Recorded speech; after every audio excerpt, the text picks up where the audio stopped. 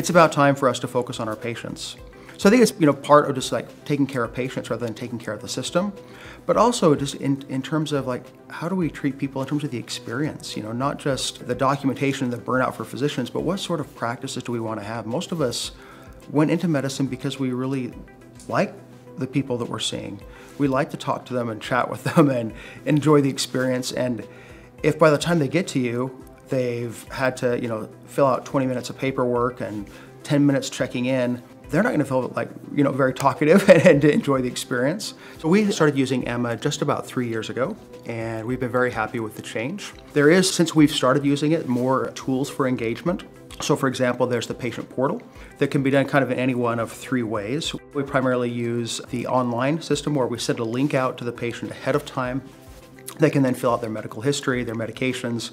It's really handy to help us make sure that we are running things as smoothly as possible during the visit. The second way is with a kiosk. We just have like an iPad that if they haven't filled that online portal out beforehand, they can just fill it out there. One of our receptionist staff gives them the iPad and they can use that to help fill that out. And then the third way that's kind of a cool thing is they download an app on their phone. They can enter all of their information in, of course, ahead of the visit, but they can also message us through there. We can message them. This is a really good way for us to communicate with the patients. And I think they feel like they have better access to us versus like, gosh, I wonder if they got this phone call, they got this text. Like they can look back and see like, no, I messaged Dr. Ward on Wednesday, he got it and he responded back. So I think it just makes it really smooth for them and it helps really enhance that patient experience. So I think it's about time that we get back to basics and refocus on our patients.